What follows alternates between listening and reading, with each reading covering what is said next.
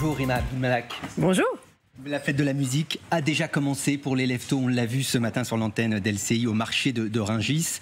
Un rendez-vous toujours très populaire en France. D'ailleurs, vous avez annoncé il y a quelques semaines la reconduction d'un plan, le plan Fanfare, pour soutenir justement l'organisation de ces troupes musicales sur tout le territoire national en quelque sorte. Oui, les fanfares, ce sont des harmonies, des sociétés musicales qui existent pour certaines depuis 150 ans, qui se transmettent de génération en génération. C'est l'héritage, le patrimoine culturel français. Oui, complètement. Et elles sont un peu partout. J'ai pu en voir à Gomny dans le Nord ou en Auvergne. Et ça permet de réunir les générations et de porter la musique aussi de manière festive, parfois moins. Mais en tout cas, ces fanfares font aussi partie de notre patrimoine culturel bien vivant. La fête de la musique qui s'exporte aussi. J'ai vu dans le programme l'Institut français de Madagascar, l'Alliance française de Pondichéry qui organiseront des concerts. C'est aussi ça votre mission, faire rayonner la culture au-delà de nos frontières? Depuis 1982, quand Jack Lang a créé la fête de la musique, c'est devenu assez vite un phénomène mondial. Aujourd'hui, il y a 120 pays où la fête de la musique est organisée en même temps qu'en France. Donc c'est vraiment un retentissement mondial. Et cette fête de la musique, c'est le premier jour de l'été, c'est aussi le jour le plus long, c'est le jour où on célèbre l'amour de la musique, c'est la fête des amateurs. Et le mot amateur, c'est aimer quelque chose. Donc on aime la musique, on y va avec son instrument, sa voix, juste pour danser ou pour écouter. Tous les amateurs se réunissent. Traditionnellement aussi la soirée sans doute la plus chargée pour le ministre en charge du portefeuille culturel. Vous avez parlé de Jack Lang, vous le croiserez ce soir, évidemment. Votre ministère a aussi choisi une programmation engagée dans les jardins du Palais Royal, donc à Paris, une scène exclusivement féminine et un concert inclusif. Expliquez-nous. Oui, on a décidé pour la première fois cette année de chansigner le concert ce soir dans les jardins du Palais Royal au ministère de la Culture. Donc la langue des signes. Exactement, adaptée à la musique pour pouvoir accueillir du public sourd et malentendant, parce que eux aussi doivent pouvoir accéder à la magie de cette fête de la musique. Alors des concerts gratuits ce soir, mais sinon le prix des places qui flambe. En tous les cas, c'est ce que disent les fans, et la saison des festivals qui s'ouvrent ne va pas forcément inverser la tendance. Est-ce que c'est un sujet de vigilance au ministère de la Culture? Bien sûr, parce que dans cette période d'inflation, si on veut que la culture soit accessible au plus grand nombre, le sujet des tarifs se pose. Moi, ma priorité, c'est d'aider les jeunes à aller dans les festivals, et c'est ce qu'on fait notamment via le Pass Culture. Rien que là, au jour où je vous parle, il y a déjà 220 000 places de festivals qui ont été prises via le Pass Culture. On est en fin de saison, donc le Pass Culture, il a souvent été déjà utilisé par ces jeunes. C'est le début de la saison des festivals. Là, l'été... L'enveloppe pour le Pass Culture. Mais est-ce que vous appelez les organisateurs aussi à la modération, à mettre plus de places premier prix et moins de places. En tout cas, à travailler une politique tarifaire qui permet pour des publics défavorisés, des personnes au chômage, des jeunes en difficulté, de pouvoir venir, et aussi de faciliter le covoiturage, de faciliter tout ce qui va permettre d'alléger les coûts, le camping sur place plutôt que l'hôtel, etc. Vous allez être donc en tournée tout au long de cet été, visiter ces festivals, ces rendez-vous. Craignez-vous d'être accueilli, Rima Abdulmalak, lors de ces déplacements par des concerts, mais de casseroles, cette fois-ci des opposants à la politique du gouvernement? Oh, il y en aura peut-être, mais ce qui m'inquiète plus cet été, ça va être les dérèglements climatiques et l'impact sur les festivals, parce qu'on avait déjà vu l'été dernier des intempéries, les canicules, des inondations, des orages très violents, et ça impacte très très durement. Donc un appel à la vigilance. Donc aussi un appel à la vigilance et à travailler ensemble à l'avenir pour qu'il y ait aussi une prise en compte de tous ces enjeux climatiques, d'une transition écologique des festivals. Donc ça veut dire concrètement la modération, par exemple, énergétique, avec des groupes électrogènes plus économes, pas de climatiseurs dans les champs, mais ça paraît une évidence. Par exemple, j'étais à We Love Green, qui est un festival vraiment éco-responsable, où les groupes électrogènes étaient à l'hydrogène, où toute la vaisselle était consignée. Il y avait 0 plastique. Donc voilà, c'est aussi des efforts qui sont nécessaires aujourd'hui pour que ces festivals restent des grands moments d'émotion musicale, mais aussi plus éco-responsables. Vous êtes aussi la ministre chargée de la communication et des médias, et parmi les dossiers du moment, sur votre bureau, il y a l'avenir de l'audiovisuel public, son fonctionnement, son organisation. Un rapport de 2 députés a été publié au tout début du mois. Il s'interroge sur la spécificité des programmes proposés par France Télévisions.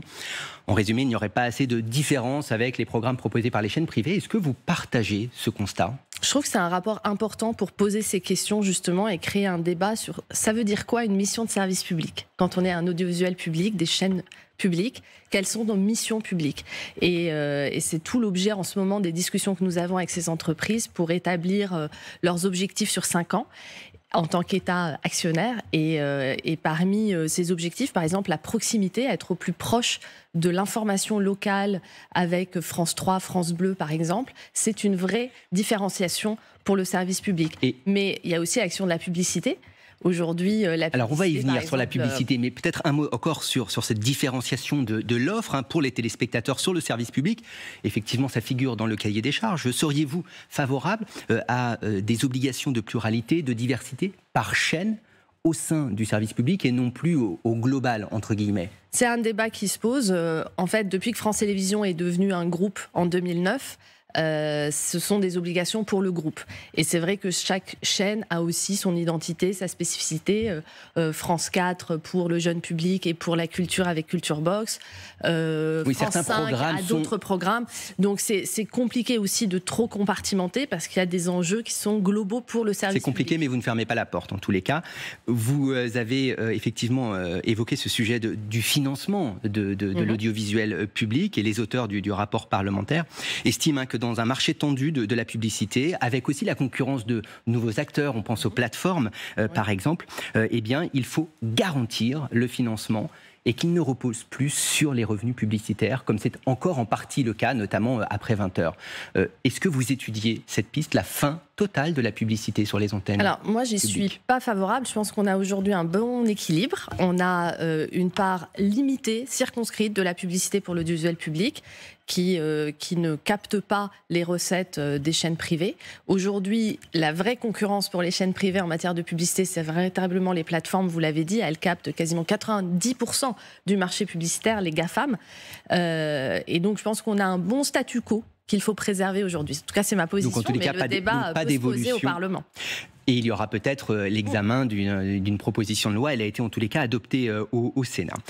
Rima Abdulmalak, vous serez aux côtés d'Emmanuel Macron en début de semaine prochaine à Marseille. Oui. Pour une longue visite présidentielle de 3 jours, je crois, avec un conseil des ministres en visio délocalisé. S'afficher aux côtés du chef de l'État dans cette période de tension politique, avec les perspectives du remaniement, ce n'est pas anodin. Vous y voyez un signe de confiance de l'Élysée ? J'y vois surtout un signe de conviction du président de la République pour la culture et pour la place de la culture à Marseille. Notamment parce que dans le plan Marseille en grand, il y a tout un projet très important pour le développement du cinéma, de l'audiovisuel, de la formation. Un investissement de plus de 22 millions d'euros. Oui, en fait, on va arriver quasiment à 50 millions d'euros parce qu'on va aussi créer des studios de tournage en s'associant au privé. On va développer des écoles pour que des jeunes puissent aller vers ces métiers du cinéma et de l'audiovisuel. On crée aussi des projets de lieux comme la Cinémathèque, l'antenne de la Cinémathèque française, qui va être aussi un lieu de mémoire et de transmission du patrimoine du cinéma. Donc il y a vraiment un plan très ambitieux qu'on porte avec la région, avec la mairie de Marseille, avec la métropole. C'est un plan vraiment État avec les collectivités et qui met la culture au cœur de ce que le président a souhaité pour Marseille en grand. Alors on sait effectivement la proximité, presque l'amour que porte le chef de l'État à la cité phocéenne. Oui. On pourrait se dire aussi l'Élysée reprend en main ce volet-là, culture, parce que peut-être qu'on estime qu'il n'avance pas assez vite ou qu'on ne communique pas assez sur ces investissements publics. En tout cas, là, par exemple, dans le domaine du cinéma, Marseille, c'est la 2e ville la plus filmée de France et elle manquait cruellement d'infrastructures de tournage. Donc soit on attendait que rien ne se passe, soit on prenait à bras-le-corps ce sujet et on allait voir les collectivités pour leur proposer un partenariat et travailler ensemble. La région Provence-Alpes-Côte d'Azur est venue s'associer à nous, par exemple, avec des budgets également conséquents. On n'est pas seul à porter ce programme. La ville et la métropole sont également à nos côtés. Mais disons que l'impulsion, elle est venue, c'est vrai, du chef de l'État quand il est allé à Marseille en septembre 2021 et qu'il a donné cette perspective d'un horizon en grand pour cette ville qu'on aime tant. Alors, vous n'avez pas complètement répondu à ma question sur votre avenir au sein du gouvernement. On sait eh bien que cela ne dépend pas que de vous. En tous les cas, vous êtes candidate à continuer au poste de ministre de la Culture. Vous nous le dites ce matin ? Je ne me pose pas la question comme ça. Moi, je suis ministre de la Culture aujourd'hui et je pense bien le rester demain. Vous pensez parce que vous avez reçu des garanties? Non, en tout cas, je le souhaite et effectivement, je pense que. Mais pour quelle raison, en fait, c'est important on est à l'action, on est à l'œuvre, on est au travail. C'est important, de durer aussi dans cette fonction ministérielle qui a connu par le passé beaucoup de changements, beaucoup d'instabilité en quelque sorte. Oui, c'est vrai qu'au ministère de la Culture, il y a une sorte de malédiction depuis une dizaine d'années que les ministres ont en général une durée d'un an et demi à la tête de ce ministère. Et je pense que c'est trop court, qu'on a besoin de temps pour engager des projets ambitieux. Le patrimoine, par exemple, c'est typiquement le temps long du travail pour restaurer un monument, que ce soit Notre-Dame ou une petite église à Conty où je suis allée dans la Somme. Il faut du temps pour suivre ces projets, pour les porter et pour ramener du goût, du sens à la vie des Français par la culture. Un dernier mot peut-être au sujet de ce changement d'équipe gouvernementale à venir, en tout cas c'est ce que l'on peut lire. Une réunion a lieu ce matin au siège du parti Renaissance, en présence d'une vingtaine de parlementaires autour de Stéphane Séjourné, le chef du parti. L'ordre du jour prévoit en fait un débat sur l'ouverture aux Républicains au sein de l'équipe gouvernementale. Votre ancrage à vous, il penche du côté de la gauche. Vous avez travaillé pendant plusieurs années aux côtés de Bertrand Delanoë. Est-ce que vous dites l'équilibre aujourd'hui, tel qu'il est constitué, il est suffisant? Pas besoin d'aller chercher des élus républicains au sein de l'équipe gouvernementale? Je pense que c'est important de continuer à travailler dans cette logique de dépassement qu'Emmanuel Macron a portée dès 2017 et de travailler avec toutes les forces républicaines qui ont envie de porter un projet ambitieux pour la France. Elles peuvent venir de la gauche, elles peuvent venir de la droite. En termes d'équilibre, aujourd'hui, vous diriez que, il est bon ou que, compte tenu des forces en présence à l'Assemblée nationale, il est logique, il serait même plus confortable pour faire voter des textes, de faire pencher le curseur un peu plus à droite? Moi, j'ai le sentiment qu'il n'y a pas deux blocs aussi clairs et qu'il n'y a pas des textes de gauche, des textes de droite.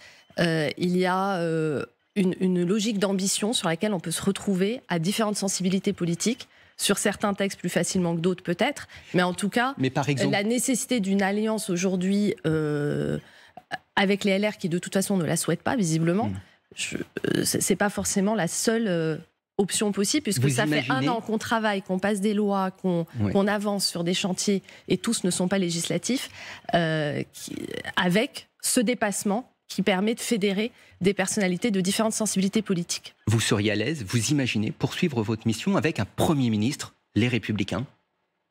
Alors, on va voir. En tout cas, aujourd'hui, c'est Elisabeth Borne qui est Première ministre. J'apprécie énormément de travailler avec elle. C'est une femme absolument courageuse, combative, engagée, qui vient de faire des annonces très fortes pour notre jeunesse hier et qui est au travail. Donc moi, pour l'instant, je travaille avec Elisabeth Borne. On a vu récemment votre opposition avec Laurent Wauquiez, le président LR de la région Auvergne-Rhône-Alpes, au sujet de la baisse de certaines subventions régionales accordées à certains acteurs culturels. Est-ce que ce goût pour le combat politique, vous pourriez le porter demain en vous présentant à des élections, en faisant campagne? Moi, mon combat aujourd'hui, il est vraiment pour la culture. Mon parti, c'est la culture. Et partout où elle est en danger, partout où elle est menacée, je serai là pour porter une voix aux côtés des artistes, des organisations culturelles, pour les aider à faire mieux et à toucher le cœur des Français. Après, si ce combat doit m'amener à être plus présente sur le terrain politique, en dehors du champ de la culture, nous verrons le moment venu. Mais aujourd'hui, la culture est en soi un enjeu politique très important. Et quand on touche à la culture, ça symbolise en quelque sorte ce qui pourrait arriver à la démocratie dans son ensemble si cette logique était appliquée à d'autres champs. L'investissement dans la culture, un combat politique, notamment contre le Rassemblement national. On va y venir dans un instant. Un mot peut-être sur la fête du cinéma, qui est de retour, dimanche 2 juillet au mercredi 5 juillet, avec un tarif unique de 5 €, justement, sur cette tarification des places de cinéma. Sarah Legrand, députée LFI de Paris, souhaiterait que le montant du ticket soit plafonné tous les jours de l'année. C'est vrai que ça a un coût d'aller voir un film, surtout quand on est en famille. Vous étudiez cette proposition de loi? Toutes les propositions de loi sont intéressantes à étudier, mais il faut savoir qu'en France, on a un tarif moyen des places de cinéma qui est finalement assez bas au sein de l'Union européenne. On est à 7 € de prix moyen des places. Alors certes, quand on est en tarif plein, qu'on n'a aucune réduction, ça peut paraître plus cher parce que ça ne sera pas 7 €. Mais pour beaucoup de monde, en fait, on peut trouver des places à tarif très réduit dans des salles près de chez soi. Et en France, on a un réseau de salles, y compris à RSC, de proximité qui est très important. On est le deuxième pays au monde qui a le plus d'écrans par habitant, de salles de cinéma par habitant. Et les salles, on ne peut pas non plus leur imposer une politique tarifaire, ça doit évidemment relever de leur liberté commerciale, évidemment. Ce qu'on peut faire, c'est assouplir pour certaines la réglementation relative aux cartes d'abonnement, etc. Et surtout, moi, je tiens beaucoup au pass culture, parce que, encore une fois, ma priorité, c'est la jeunesse, pour que le public d'aujourd'hui reste aussi le public demain, et que ces jeunes puissent aller au cinéma avec leur pass culture. On voit que c'est la deuxième dépense des jeunes via le pass culture. Après l'achat. Après les livres. Voilà. Après les livres. Le cinéma, pour terminer, c'est effectivement l'exception culturelle française.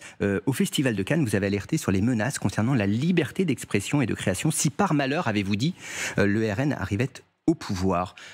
Vous avez des raisons sérieuses et factuelles d'être inquiète.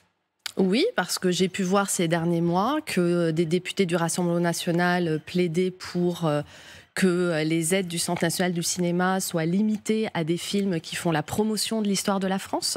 J'ai pu voir des députés plaider pour décrocher des tableaux de certains musées, enfin en tout cas un tableau du Palais de Tokyo. J'ai pu voir des menaces contre Bilal Hassani, par exemple, quand il veut jouer dans une ancienne église qui n'est plus depuis 150 ans une église à Metz. Alors, avec des mouvements d'extrême droite. Au sujet du tableau au Palais de Tokyo, Marine Le Pen a dit que ce militant n'était plus membre du parti le Rassemblement national. Oui, mais en amont, c'est une députée du Rassemblement national qui a instrumentalisé cette œuvre et en a fait un combat politique en confondant les choses. Elle a fait de cette œuvre une œuvre de promotion de la pédophilie, alors que c'était l'inverse. Cette artiste de 73 ans qui vit en Suisse, Myriam Khan, dénonçait les horreurs de la guerre et les horreurs et les violences de la guerre. Et quand vous voyez certains militants, parfois très jeunes, en faveur du climat, qui s'en prennent à des œuvres d'art, dans les musées, par exemple. Vous n'y voyez pas aussi une atteinte à la culture? Vous ne mettez pas un signe égal entre les deux actions? Ce n'est pas un signe égal parce que leur but n'est pas de détruire une œuvre d'art puisqu'ils s'attaquent à des œuvres majoritairement protégées par des vitres et que c'est un activisme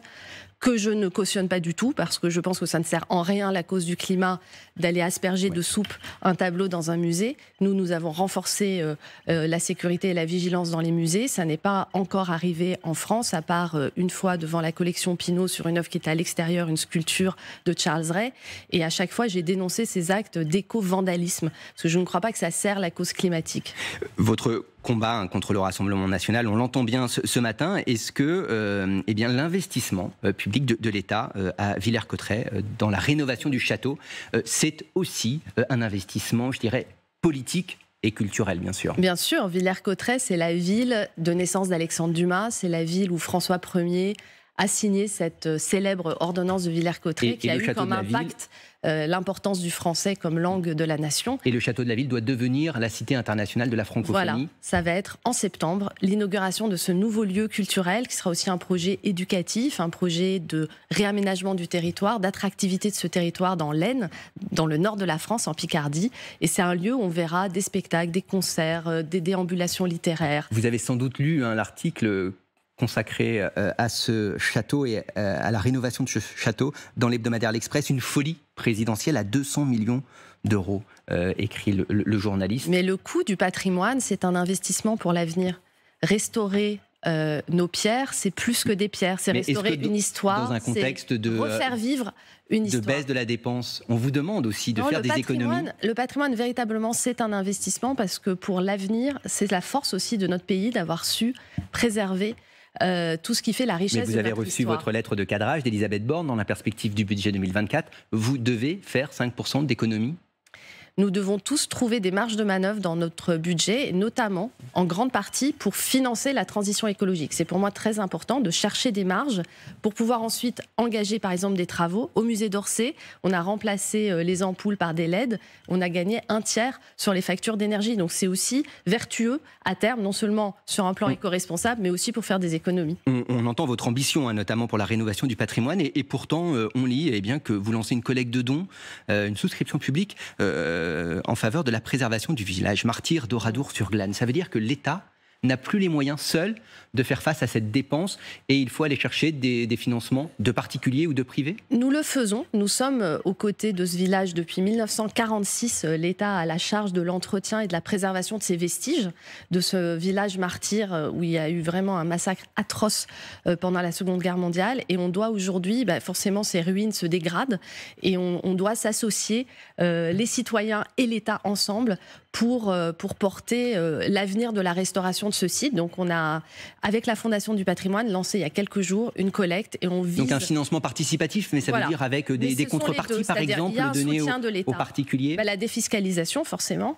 Mais en tout cas, on espère atteindre 2 millions de dons pour compléter le soutien de l'État à la restauration des vestiges d'Ouradour. Et c'est la même démarche qui a amené le président de la République le 5 juin dernier, lors de sa visite au Mont Saint-Michel, à vous demander de trouver aussi là, des sources de financement pour préserver le patrimoine religieux. On pense aux églises notamment qui s'abîment dans de nombreux villages. En fait, il parlait du patrimoine religieux qu'on dit non protégé, c'est-à-dire non classé, qui n'est pas inscrit monument historique. Les petites églises. Voilà, qui sont pas forcément petites d'ailleurs, mais qui peuvent ne pas avoir été classées au titre des monuments historiques. Donc nous, on va faire déjà une première campagne de classement pour voir lesquels sur le territoire pourraient en fait avoir un intérêt patrimonial, architectural pour être classés monuments historiques et donc être pris en charge par l'État. Parce qu'en fait, depuis 2004, l'État a la charge des monuments historiques et les collectivités ont la charge des églises qui ne sont pas classées monuments historiques. C'est une façon de rappeler aussi un peu les racines chrétiennes de la France, chères à un ancien président de la République, Nicolas Sarkozy.